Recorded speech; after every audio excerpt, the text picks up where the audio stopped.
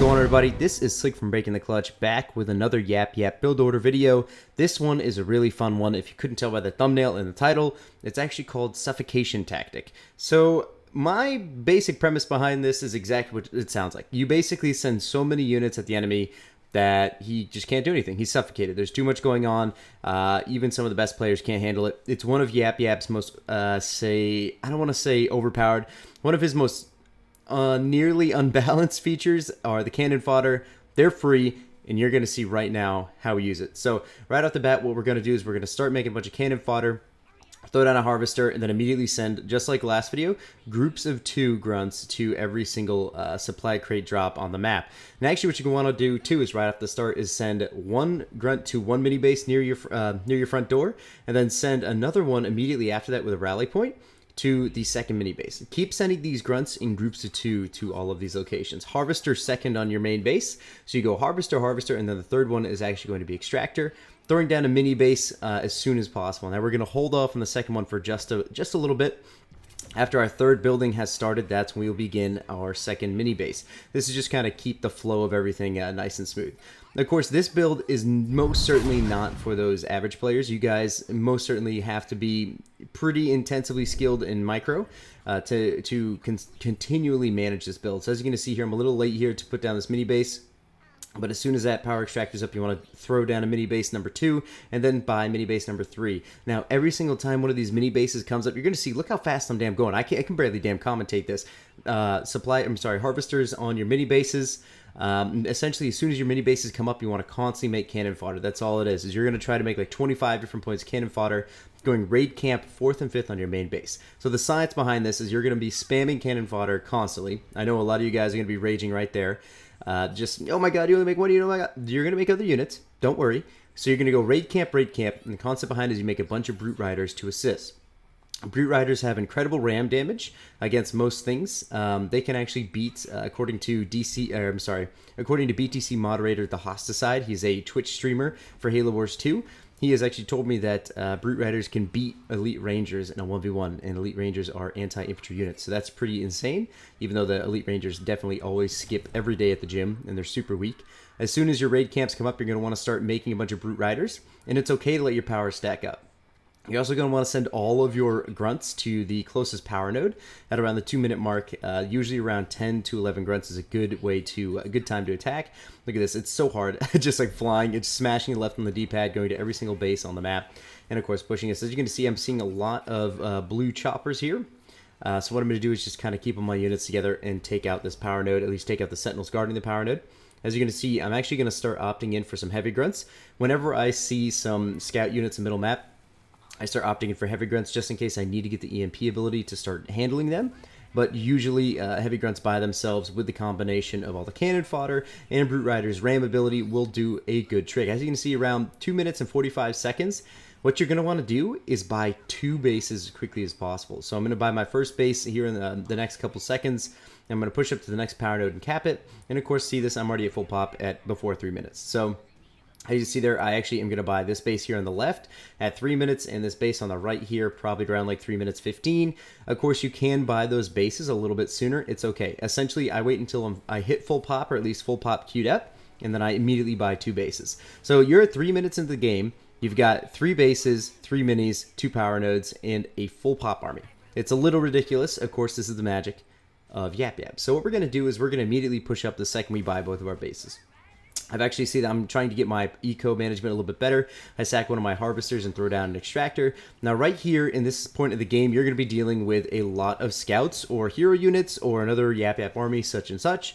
What you're going to do is just try to just surround the units as much as possible, and then make the units at your raid camp that will deal with the scout units, so, or whatever units they have. So as I see a lot of scouts, I'm going to make more heavy grunts and cannon fodder at the same time. See this, I'm going to start bouncing around, just fill as many as possible, and then just constantly surround these. Of course, this Atriox player does have dying breath, so he will be able to keep a lot of his units alive.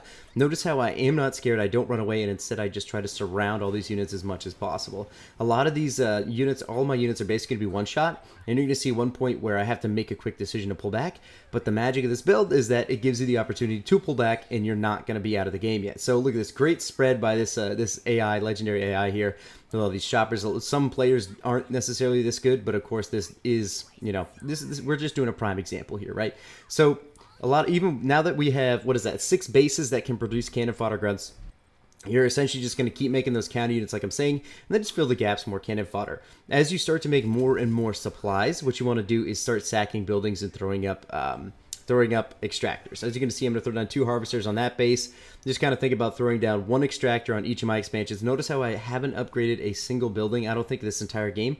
Maybe 1 harvester on my main base, and I don't even, it's really irrelevant. Most importantly, what you want is a constant stream of units. Look at my map right now. In the mini-map, you see just a constant stream of red units from all these different places. And you also see 80 pops still. So it takes mere minutes, not less than a minute. I'd say probably about 40 seconds to regain your full population after you lose around half. So, of course, a lot of these units are still queued up, but, you know, they'll show up very soon in the fight. And you still have complete dominance and map control. Because even if your opponent decides to push up, guess what? You got 6 places to pump more units from. Of course, there goes my I think it's my 3rd or 4th extractor at this point. The eco for supply and power is going to be very, very phenomenal. I haven't upgraded any of those pads, so, you know, it's okay. Look at this. We're just going to get constant surrounds on these choppers here and just keep ramming with our brutes. A lot of times, guys, you will actually just show up at an enemy army, outnumber them so bad that you just kill everything, and then you just kind of stomp right through them and go right into the base. So in this one scenario, say this AI is just phenomenal with chopper play, so you just kind of got to work around it. Of course, on my main base, after I upgrade it, as soon as I hit 1,000 power, after all of this mess, I go immediately into the normal play that I usually say. I go, whenever I'm playing as YapYap, I always go double raid camp foundry. A reasoning behind that, I'll say it again, is because you have anti-infantry with rangers, anti-vehicle with hunters, and anti-air with reavers, and then you also have anti-base with brute riders, as well as locusts. So in any situation, say if whenever I'm at the front door of an enemy base, this usually happens around the 550, 630 mark. That are the times I've used this build. You can usually get, say, locusts start to roll out, and then you have locusts that walk up to the front door as soon as you're wrapping up a fight, making the base drop very quickly. If not, you have locusts that can shoot from a distance, start dealing with things. If you see the enemy, say, go for a defensive quick tech, then you can go reavers very quickly. If you see air, it would be very interesting if you did, but if you needed to, you could have the anti-air. And then, of course, most importantly, it is having this upgraded base in order to make hunters and rangers to deal with any of this starting army. I guarantee you, while your opponent is trying to defend this, he's not expanding. He has to deal with the issue at hand. The average player most certainly will do that. And also, sometimes the enemy player will be focusing really hard on, say, defending, so they'll go quad turrets, just like this legendary AI, or something else along those lines. Just investing way too much money into something that isn't the problem. And because of that, you should succeed very well in this, say, mid-game stance where you're kind of sitting there like attacking the base, sitting back in the middle. Notice how the only thing I do is I just spam all my cannon fodder grunts, just run at the choppers as quickly as possible. A lot of people are like, dude, you just feed them veterancy. It doesn't matter, man. If you get enough units out there surrounding those choppers and they can't move, they can't escape, and the hunters just kind of walk up and one-shot them. It's pretty beneficial to your strategy to just have these cannon fodder grunts. And then what you're going to do is slowly, as you get around the 10-minute mark, you're going to have this transition where you fall off of cannon fodder grunts and start throwing in some more rangers, some more hunters. You'll sack a building, throw another production building up, and your quad pumping units. So it's pretty phenomenal. Hosticide and Metalloid Monkey, they are both 2 phenomenal players. Both of them also stream. Check their names out on Twitch if you can, whenever they're online, and you'll definitely learn a lot. Hosticide and Metalloid both said that, essentially speaking, you can buy basically every mini base on the map and just constantly keep the cannon fodder grunts going. It's very micro intensive, but at the same time, you have such a ridiculous stream of units that even the biggest armies at least have to be annoyed by them. They can't just walk over them. It takes way too much. So even at this point in the game, where I'm full pop, you see my my unit composition. I just love this build so much because there's so much versatility to it. I've got, what do I have, like 1 locust, 2 hunters, 3 hunters, a ranger, a bunch of cannon fodder grunts. I got all kinds of crazy shit going on in this build, heavy grunts. And it's very exciting. It's good to be able to use whatever the hell you want. Look at this nice little pinch on that chopper so he can't move. Getting my locust, I should really pull that 1 locust back out of the turret range, but whatever. Of course, we're going to start making a little more heavy grunts. Another beautiful thing about this build are the raid camps, is say if you need more power because you need to tech up sooner or you need to buy bases, what you do is instead of making brute riders that cost 60 power a pop, what you do is you make heavy grunts because they're only 140 supply and they're still extremely viable, at least against those early scout units, as long as you don't upgrade them once because they lose some of that DPS in my opinion from what I've seen. what you're going to want to do is just keep them alive and just keep them mixed in with the cannon fodder grunts. Your opponent won't know what to do. There are just so many units, he's just totally overwhelmed. Hence the suffocation tactic name for the build. So guys, this is pretty much the premise here. I'm going to start doing these builds against legendary AIs so you can see kind of the effectiveness of it. Of course, legendary AIs are still not as good as some of the players you'll meet on ladder. However, you know, it's say in a pinch, this is the best I could do. Also check out the more defensive play for YapYap that I uploaded earlier. That actually is more of it's a quick tech defensive build, so you do kind of a direct counter to whatever your opponent's doing.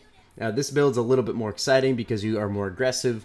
It's much more micro intensive. You get more skilled.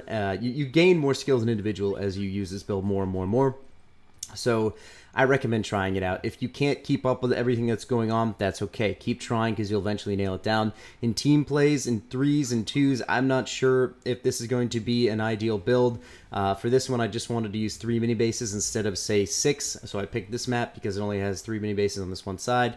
You can go as much as 4 mini bases, as much as 8 mini bases. You can do that. It's just, you know, you're stressing yourself out, and I think having that many cannon fodder grunts at that time is definitely overwhelming for a player, which is okay. So anyway, guys, thank you so much for watching. Make sure you check out the other videos we're doing for YapYap. This is Slick from Breaking the Clutch, and we'll see you guys next time.